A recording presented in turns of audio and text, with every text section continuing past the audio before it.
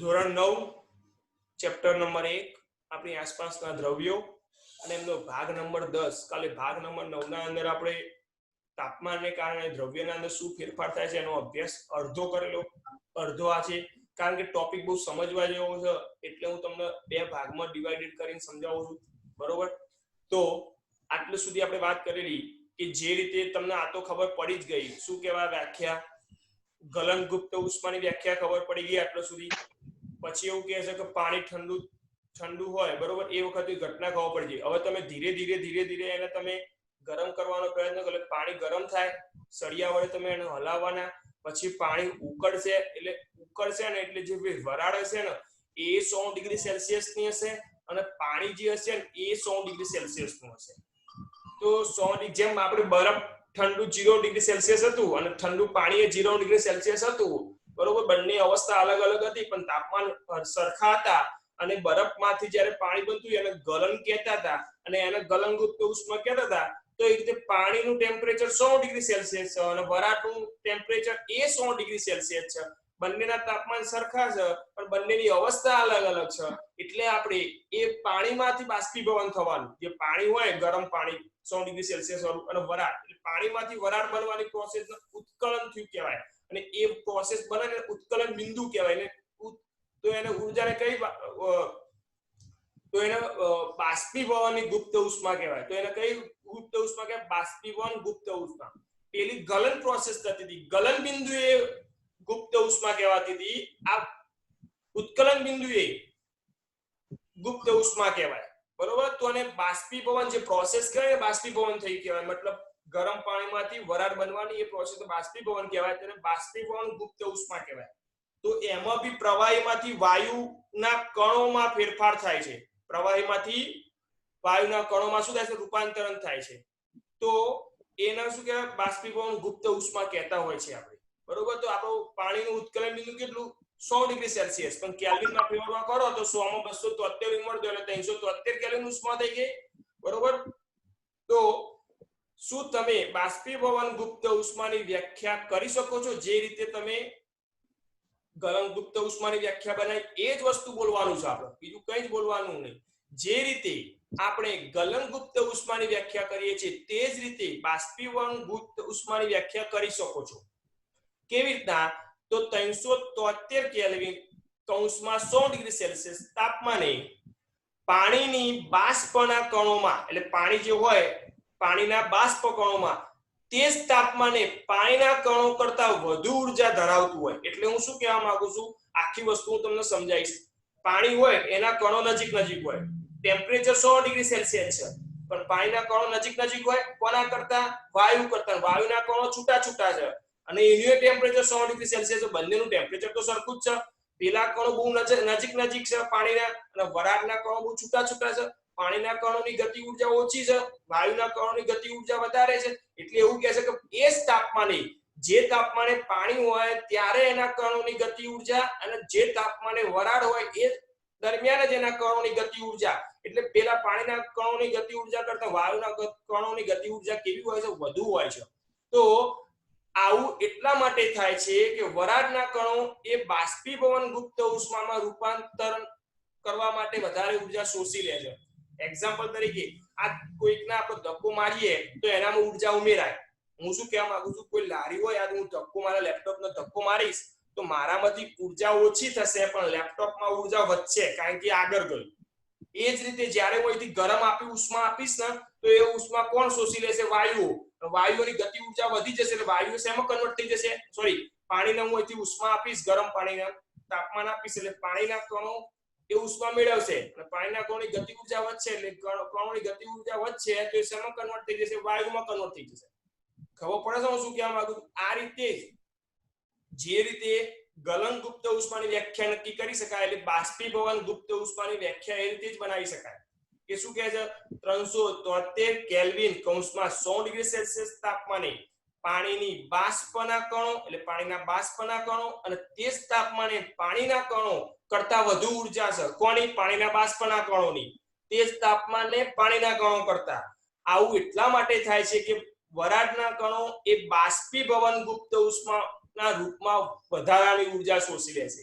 કહું બાષ્પીભવન ગુપ્ત ઉષ્માના રૂપમાં વધારાની ઉર્જા શોષી લે છે, બરોબર. એટલે શું કહે છે, જો ઘન એટલે બરફ, પ્રવાહી એટલે ઠંડુ પાણી, અહીં ગરમ પાણી અને વરાળ. સમજો હું શું કહેવા માંગુ છું. અહીં બરફ છે તો અહીં ઠંડુ પાણી છે, તો આ જે વસ્તુ પ્રોસેસ થાય છે એને ગલન ગુપ્ત ઉષ્મા કહેવાય છે.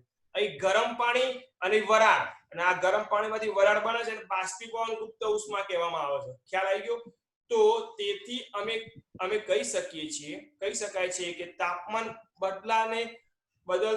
બદલીને પદાર્થ એક અવસ્થામાંથી બીજા અવસ્થામાં રૂપાંતર કરી શકાય છે. એટલે કે આપણે તાપમાન આપવાથી પદાર્થનું એક અવસ્થામાંથી બીજી અવસ્થામાં રૂપાંતર કરી શકાય છે. આપણે શીખ્યા છે કે પદાર્થને ગરમ કરતા તેની અવસ્થા બદલાય છે. એટલે સ્વાભાવિક છે, બરફ હોય ને ગરમ કરો તો પાણી બને જ ને, અવસ્થા બદલાય જ છે ને. ગરમ કરવાથી પદાર્થ ઘનમાંથી પ્રવાહી અને પ્રવાહીમાંથી વાયુમાં રૂપાંતર થઈ જાય છે.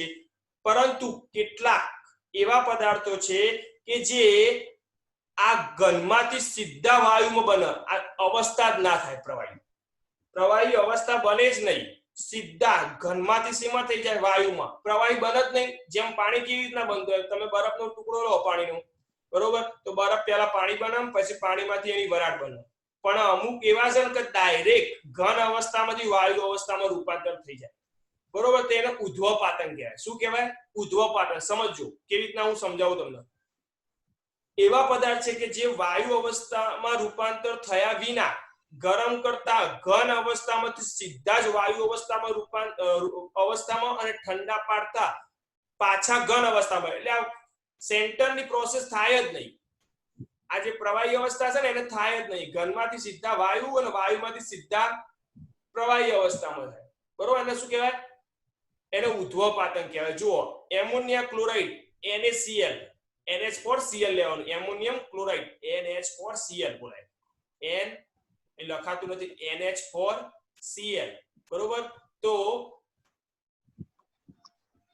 એની પ્રવૃત્તિ નીચે એવી આપેલી છે કે તમારે એક શું લેવાનું, સ્ટેન્ડ લેવાનું, નીચે બર્નર મૂકવાનું, રકાબી લેવાની, રકાબીના અંદર ચાઇનીઝ ડીશ, એટલે આપણે જે ચા પીતા હોય ચાઇનીઝ ડીશ કહેવાય, ચીનાઈ માટીની, તો એના અંદર એમોનિયમ ક્લોરાઇડ મૂકવાનું. એમોનિયમ ક્લોરાઇડ ના મૂકવું હોય તો કોઈ નહીં, કપૂર મૂકવાનું. કપૂર આપણા ઘરે જોતા હશો, એ કપૂર મૂકી દો ને એના ઉપર આવી રીતના ઊંધી ગળણી મૂકી દેવાની, ઊંધી ગળણી, બરોબર.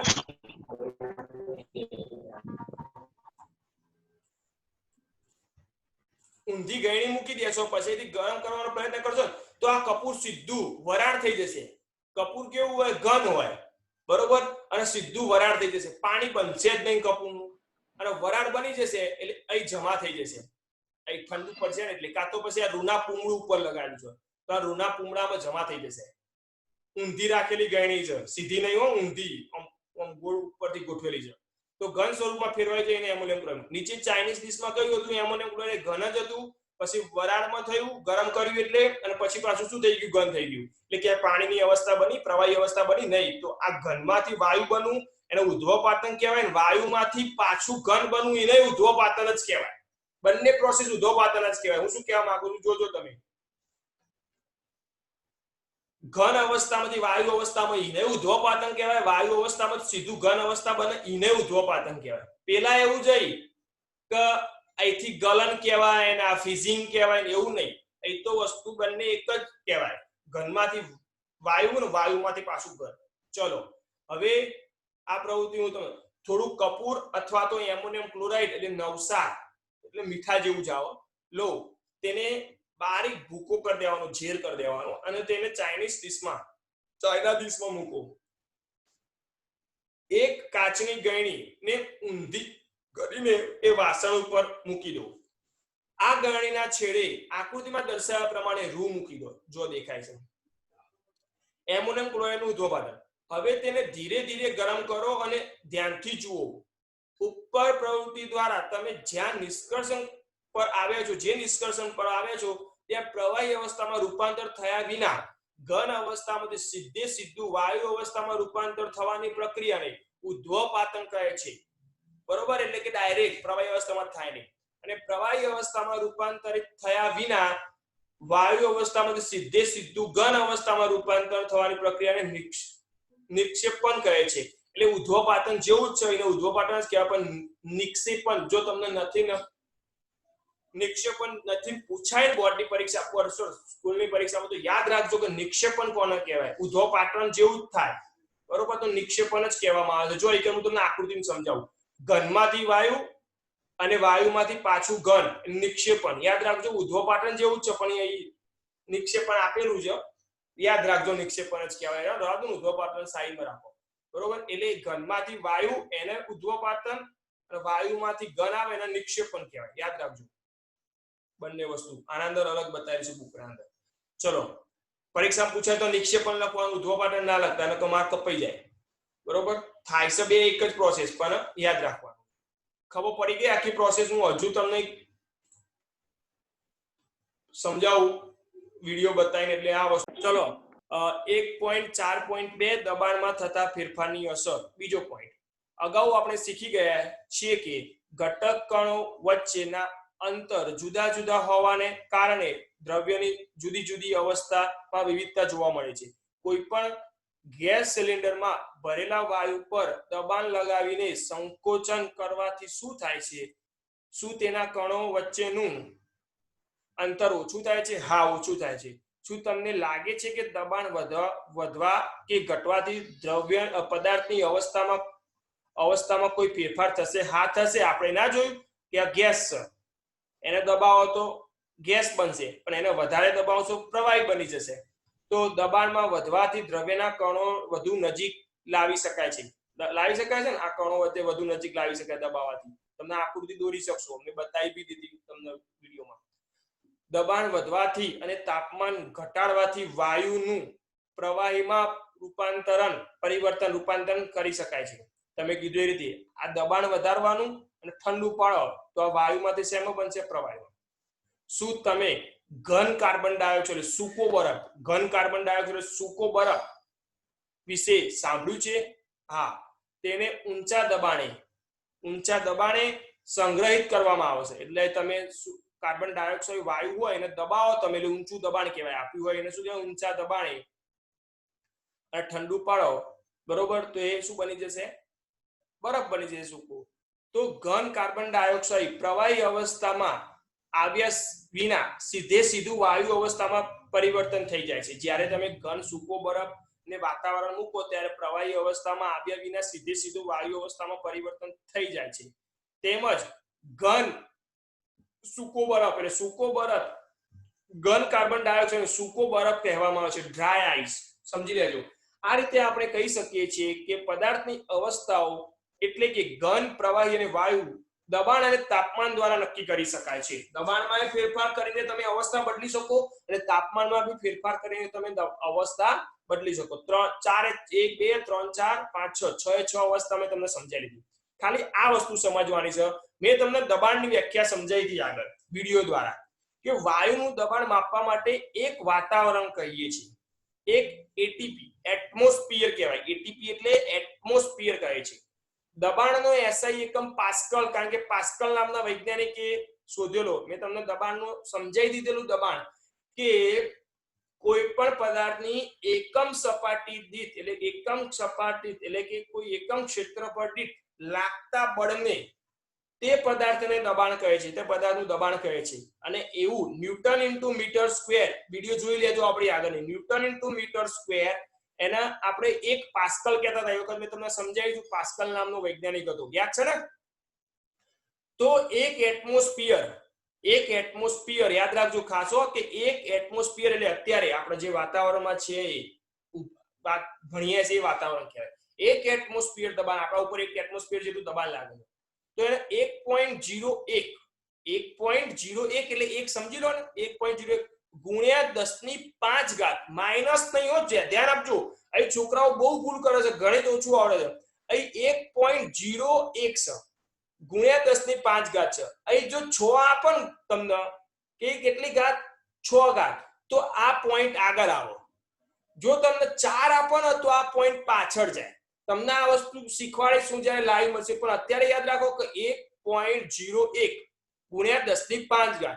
જો આ વસ્તુ આગળ આવશે, આમ જમણી બાજુ જશે, તો આ પોઈન્ટ આ 1 1.01 એટલે આ પોઈન્ટ જમણી બાજુ જશે તો આ ઘાતમાં ઘટાડો થશે, જો પોઈન્ટ ડાબી બાજુ જશે તો આ ઘાતમાં વધારો થશે. એટલું યાદ રાખો. છોડ દો. આ પોઈન્ટ જમણી બાજુ જશે, યાદ નાનું કર્સર જુઓ, જમણી બાજુ જશે તો આ ઘાતમાં ઘટાડો થશે, જો ડાબી બાજુ જશે તો ઘાતમાં વધારો થશે.